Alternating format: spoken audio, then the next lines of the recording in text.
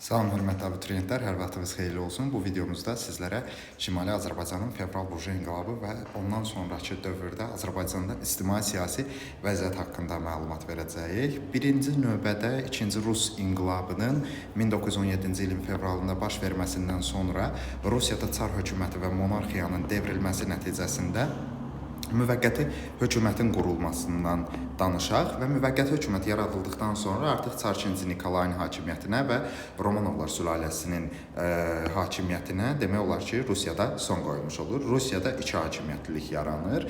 Müvəqqəti hökumətin və Fəhli Deputatlar Sovetinin demək hakimiyyəti, iki hakimiyyətlilik adlandırılır. 1917-ci ilin 4 mart tarixində isə müvəqqəti hökumət Bakıda yerli hakimiyyət orqanı olaraq İctimai Təşkilatların İcraiyyə Komitəsi adlı bir qurum yaradır.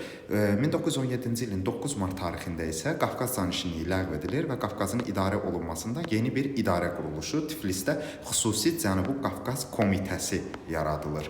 Komitədə Azərbaycanı Məhəmməd Yusif Cəfərov təmsil edirdi və 1917-ci ilin mart ayının əvvəllərində Bakı Fəhli Deputatlar Soveti məlumdur ki, 1905-ci ilin demək noyabr ayında fəaliyyətə başlayıb, fevral ayında 1906-cı ildə fəaliyyətini dayandırmışdı. Yenidən Bakı Fəhli Deputatlar Soveti öz fəaliyyətini bərpa edir 1917-ci ilin mart ayının əvvəllərində. Ümumiyyətlə fevral burjuy inqilabı Rusiyanın hakimiyyəti altında yaşayan xalqlarda ictimai-siyasi və sosial-iqtisadi vəziyyəti köklü şəkildə dəyişir. Çünki əsas da Şimali Azərbaycanda milli azadlıq hərəkatı meydana çıxır. 1917-ci ilin mart ayında isə Müsavat Partiyası açıq fəaliyyətə keçir və həmçinin Türk Federalistlər Partiyası da yaradılır ki, mart ayında Nəsif bəy Yusifbəylinin başçılığı altında. Bu partiya demək Qeyrət Partiyası kimi Azərbaycanın demək muxtariyyət əldə etməsi və Rusiyanın federativ dövlət quruluşuna malik olmasını istəyirdi. Həmçinin Türk Federalistlər Partiyasının yaranması ilə artıq Azərbaycan adı, Azərbaycan məfhumu siyasi məna kəsb etməyə, siyasi məna qazanmağa başlayır. Yəni milli azadlığın əsas kökündə dayanan məfhum Azərbaycan məfhumu olur. Aprel ayında isə Qafqaz müsəlmanlarının Bakıda qurultayı keçirilir və həmin qurultayda çıxış edən Məmməd Əmin Rəsulzadə yenə də müsəlmanlara əsasən Azərbaycana Rusiyanın tərkibində muxtariyyət verilməsi ideyası ilə çıxış eləyir. Rusiya müsəlmanlarının demək Bakıdakı, Moskvadakı qurultayı həyata keçirilir 1917-ci ilin may ayında. Həmin qurultayda yenə də muxtariyyət tələbi və Rusiyanın federativ dövlət quruluşuna malik olması tələbi irəli sürülmüş olur. 1917-ci ilin oktyabr ayının 25-dən 31-nə qədər Müsavat Partiyasının 1911-ci ildə yaradılmış Müsavat Partiyasının ilk qurultayı keçirilir və bu qurultayda demək demokratik dövlət quruluşuna malik olan bir hökumət, respublika qurulması tələb olunur. Muxtar ərazilərdə ana dili demək yerli əhalinin dili milli dil kimi qəbul olunması tələb irəli sürülür. Həmçinin Müsavat Partiyasının birinci qurultayında deyilir ki, ilk məqsədimiz muxtariyyət əldə etməkdir. Əgər muxtariyyət əldə edə bilməsək Rusiyanın tərkibində, son məqsədimiz müstəqil bir dövlət idarəçiliyi yaratmaqdan ibarət olacaqdır.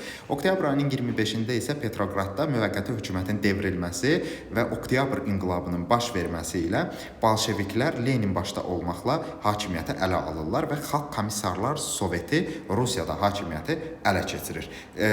Rusların Xalq Komissarlar Sovetini qurduqdan və Sovet Rusiyasının elan edildikdən sonra ilk işi Bakıda Sovet hakimiyyətini qurmaqdan ibarət olur və Bakıda Sovet hakimiyyəti oktyabrın sonları, əsasən noyabrın 2-si qanuni elan edilir. Oktyabrın sonları qurulur, noyabrın 2-si şəhərdə Bakı Sovet hakimiyyətinin altında olması legal, yəni qanuni elan edilir. 1917-ci ilin 22 noyabr tarixində isə Bakıda Sovetlər öz hakimiyyəti öz əllərində cəmləşdirmək üçün müvəqqəti hökumət tərəfindən 1917-ci ilin mart ayında yaradılmış İctimai Təşkilatların İcraiyyə Komitəsini ləğv edərək demək hakimiyyəti ələ almağa çalışırlar. Lakin itikdən başqa şəhərdə 1878-ci ildə yaradılmış, əgər xatırlayırıqsa, 1878-ci ildə şəhər islahatına əsasən təşkil edilmiş şəhər duması ki var idi. Fətəlxan Xovskinin bu illərdə rəhbərliyi altında fəaliyyət göstərən şəhər duması təbii ki, Bakıda Sovet hakimiyyətinə müəyyən dərəcədə mane olmağa çalışacaq. Buna görə də Bakıdakı Sovetlər, Bakı Soveti, Bakı şəhər duması ilə mübarizə aparmalıdır ki, Bakıda hakimiyyəti tam ələ keçirsin. Bakı Sovetinin bu zamankı rəhbəri erməni Stepan Şamyan idi. Təbii ki, bu da xalqımıza qarşı milli qırğınların həyata keçirilməsində əsas rolu oynayan şəxsdir. 1917-ci ilin oktyabr inqilabından sonra xüsusi Cənubi Qafqaz Komitəsi Rusiyanın hakimiyyətini, yəni bolşeviklərin hakimiyyətini tanımadığına görə ləğv edirlər xüsusi Cənubi Qafqaz Komitəsini və noyabr ayında onun yerinə komissarlıq yaradılır. Xüsusi Cənubi Qafqaz Komissarlığı. Komissarlıq da təbii ki, Sovet hakimiyyətini tanımaqdan imtina eləyir, Sovet hakimiyyətini tanımır və komissarlığın fəaliyyəti dövründə ilk etdiyi iş dekabr ayının 5-də Ərzincan barışığının imzalanmasıdır. Komissarlıq Osmanlı dövləti ilə bu müqaviləni imzalamaqla Qafqaz cəbhəsində hərbi əməliyyatları dayandırmış olur və Rus ordusunun cəbhə xəttindən çıxarılması prosesinə başlanılır.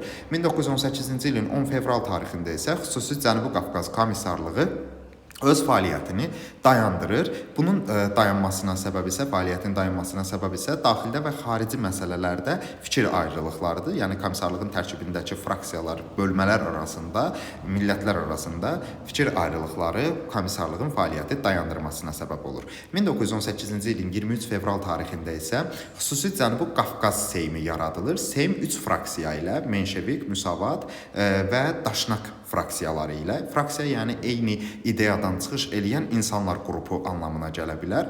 Menşevik, Müsavat və Daşnak adlı 3 fraksiyadan ibarət idi Seym. Seymin Azərbaycan fraksiyasının rəhbəri 44 nəfərlik Azərbaycan fraksiyasının rəhbəri Məhəmməd Əmin Rəsulzadə olmuşdu və Seym öz fəaliyyətinə Osmanlı ilə sülh danışıqları aparmaqla başlayır. Yəni sülh müqaviləsi imzalanır, sülh müqaviləsi aparmaqla başlayır. 1918-ci ilin 3 mart tarixində isə Rusiyanın 1-ci Dünya müharibəsindən çıxması ilə bağlı olaraq Sovet Rusiyası ilə Almaniya arasında Brest-Litovsk adlı sülh müqaviləsi imzalanır. Sülh müqaviləsinə əsasən Rusiya 1-ci Dünya müharibəsini tərk edir və 1877-78-ci illərdə Osmanlı ilə apardığı müharibə zamanı ələ keçirdiyi Qars, Ərdahan və Batum vilayətlərini Osmanlıya geri qaytarmaq öhdəliyi qoyulur Rusiyanın üzərinə və Seym təbii ki, Brest-Litovskun maddələrindən narazı olur. Batum ərazisinin demək Osmanlıya qaytarılması Bakıdan Batum ərazisinə neft nəqlinin qarşısını kəsəcəkdir. Yəni onda maneələr yaradacaqdır. Həmçinin Qars ərazisinin ermənilər razı olmurlar Osmanlıya verilməsinə, Ərdahan ərazisinin isə gürcülər razı olmurlar Osmanlıya verilməsinə. Buna görə də Seym Brest-Litovska etiraz etmək üçün mart ayının 13-dən aprel ayının 14-nə qədər mart-aprel ayları ərzində demək Trabzon konfransı keçirtmiş olur. Seymin erməni və gürcü fraksiyaları Brest-Litovskun Qafqazla bağlı maddələrinə, yəni həmin bu Qars, Ərdahan, Batumla bağlı maddələrinə etiraz eləyirlər. Osmanlı dövləti isə Trabzon konfransında Seymin qarşısına 2 tələb qoyur. Birinci növbədə Seym Rusiyadan ayrılıb özünü müstəqil elan etməlidir. Tezliklə də həmin o Qars, Ərdahan, Batum bölgələri əl çəkib həmin bölgələri boşaldıb Osmanlıya təhvil verməlidir. Təbii ki, Seymin erməni və gürcü fraksiyaları bununla razı olmurlar və Osmanlının tələbinə qarşılıq Seymin erməni və gürcü fraksiyaları Osmanlıya müharibə elan edirlər.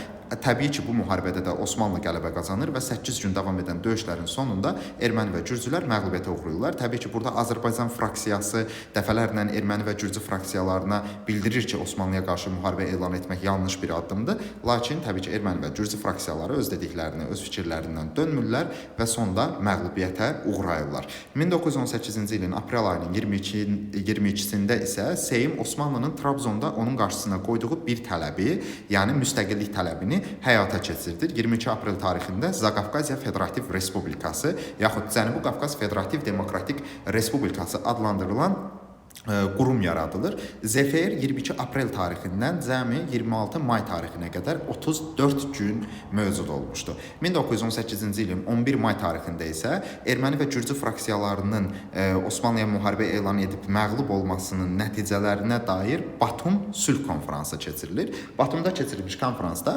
Osmanlı erməni və gürcü fraksiyalarına bildirir ki, mənim müharibədə əldə etdiyim, yəni daha doğrusu itkilərimə görə yeni ərazilər tələb edir Osmanlı Seymin erməni və gürcü fraksiyalarından, həmçinin bolşeviklərin Bakıdan çıxarılması tələbini irəli sürür Osmanlı və Azərbaycan tərəfi də deyir ki, deyilən şərtlər əgər Osmanlının dediyi şərtlər yerinə yetirilməsə, federasiya tərk ediləcəkdir. Yəni Azərbaycan federasiyadan, ZFR-dən çıxacaqdır.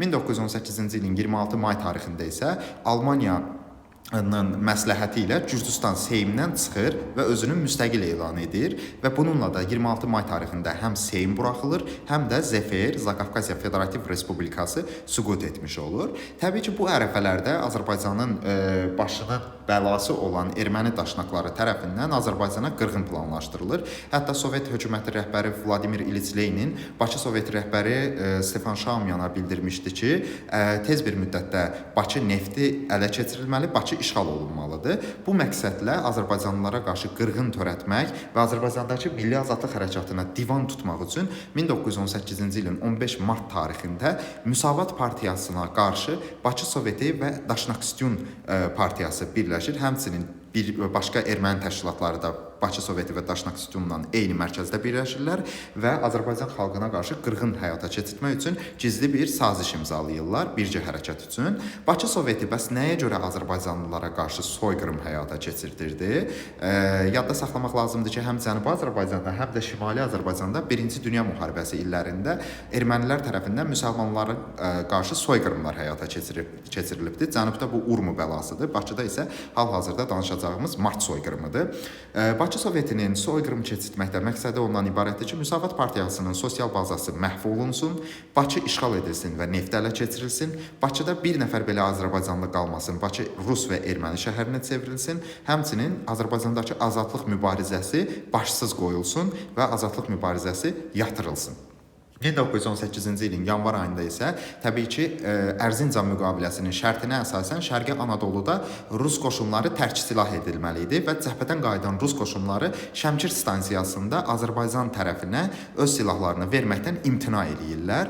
Həmin Rus polkunun öz silahlarını yerə qoymaması, yəni tərk silah edilərkən Azərbaycanlılara qarşı dirənç göstərmələri Rus polku ilə Azərbaycanlılar arasında, müsəlmanlar arasında silahlı toqquşmanın baş verməsinə gətirib çıxardır. Təbii ki, bu hadisədə yadda saxlamaq lazımdır ki, düşür komissarlığın fəaliyyəti dövrünə, Cənubi Qafqaz komissarlığının fəaliyyəti dövrünə təsadüf eləyir. 1918-ci ilin fevralında isə demək, Xəlil bəy Talışinski adlı müsəlman alayının zabiti Lənkərandan Bakı istiqamətində hərəkət eləyir və gəlirlər bunlar nəyə?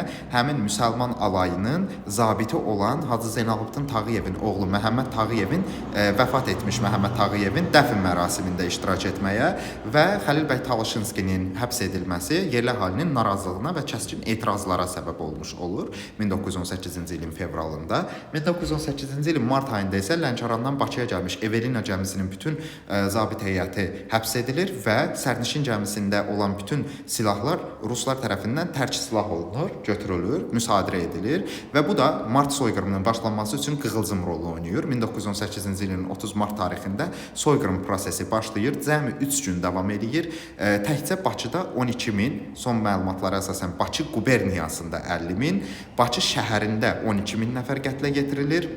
Açıq Söz qəzetinin binası, Kaspi qəzetinin redaksiyası, İsmailiyyə binası yandırılır, Tağıyev teatrı zərər görür, Təzə Pir məscidi, Şah məscidi dağıdılır və bütün bunların nəticəsində soyqırım cəmi 3 gün davam edir. Sadəcə Rus matroslarının tələbi ilə soyqırım dayandırılır və hətta Şamaxıda Lalayan tərəfindən, Qubada Amazaspın dəstələri tərəfindən qırğın həyata keçirilir mart-aprel ayları ərzində. Salyan qəzasında 2000-ə yaxın, İrəvan quberniyasında 100 min əhali qətlə yetirilir və ən çox bu soyqırımların nəticəsində Azərbaycanlılar tamamilə Rusiyanın tərkibində ərazi muxtariyyəti əldə edəcəklərinə dair inamı sarsılmış olur.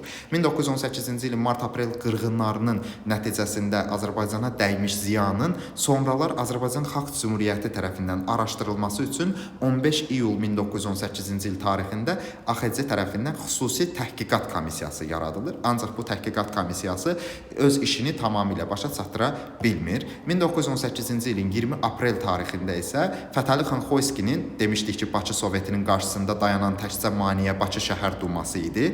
Fətəli xan Xoyskinin rəhbərlik etdiyi Bakı şəhər duması 20 aprel tarixində buraxılmış elan olunur və 25 aprel tarixində isə Bakı Xalq Komissarlar Soveti yaradılır. Yenə də rəhbər erməni Stepan Şamyandır.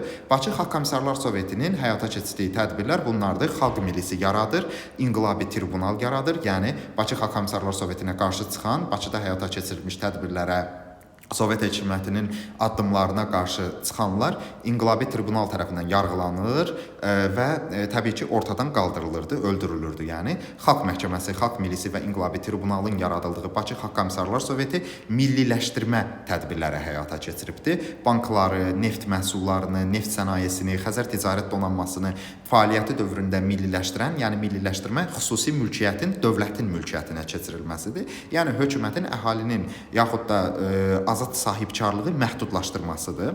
Azad neftimiz, Azərbaycan nefti də təbii ki, faktiki olaraq Bakı Xalq Komissarlar Sovetinin həyata keçirdiyi tədbirlər nəticəsində, yəni neft sənayesi, neft məhsullarının, neft sənayesinin milliləşdirilməsi nəticəsində Rusiyanın əlinə keçmiş olur. Neftimiz əvəzsiz olaraq Rusiyaya daşınmağa başlanılır ciddi şəkildə.